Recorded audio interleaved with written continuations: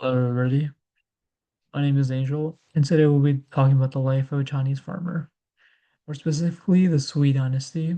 And the reason the Sui Dynasty interests me a lot is because their uh, architecture accomplishments, such as the Grand Canal and the Great Wall of China. So this is the intro of the Sui Dynasty. It is 581 Central Era in Yangjin. I don't know how to pronounce the name, so I'm trying my best. Has took over northern China, and throughout the following years, he used his military power to take over central and south China. Throughout his reign, many innovations came to be, such as established a centralized government, the Grand Canal, the Great Wall of China, and reformed the tax system. Many of these innovations are monumental, especially the Grand Canal and the Great Wall of China, as they're a very important and impressive piece of architecture at the time.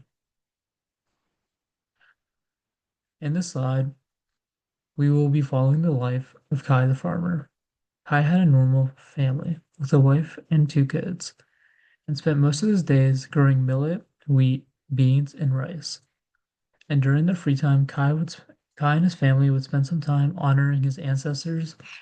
And throughout the day, his wife would usually take care of the cooking for like lunch and dinner and breakfast, as well as taking care of the youngest kid.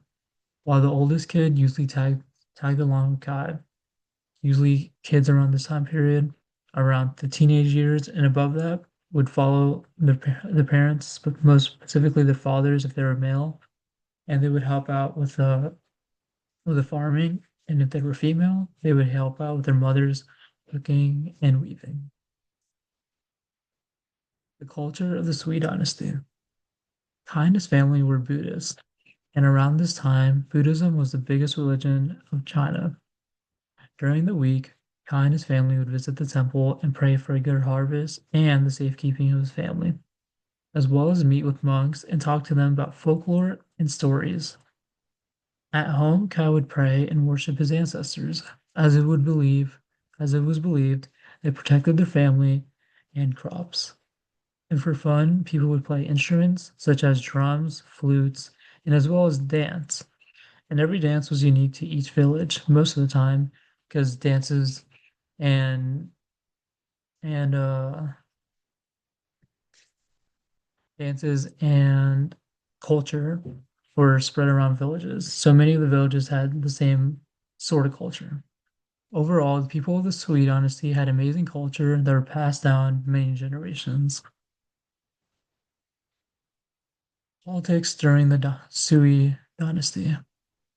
During the Sui dynasty, Kai and many other farmers were heavily affected with these politics.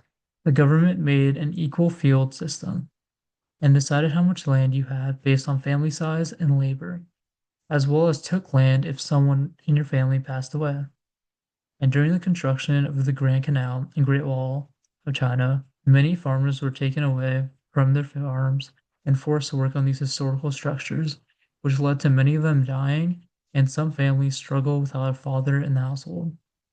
With all these negative hardships, farmers also paid insane taxes on and labor as well, crops and labor, as the system was very strict. Overall, these negative things eventually led to the rebellion against the Sui dynasty. In conclusion, being a farmer like Kai was no easy work, as he had to endure many struggles with the climate and government strict laws.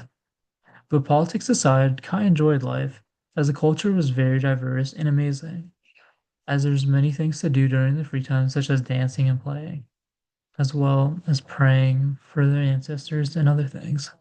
Overall, farmers like Kai were essential for living as they provide food and other materials for the empire. But sadly, they were at the bottom and usually overshadowed by, like, since they were at the bottom of the social ladder, even though they were the hardest worker at the time. So yeah, and here are some of the websites that I cited and that's helped me throughout this slideshow. So yeah, thank you for your time, and yeah.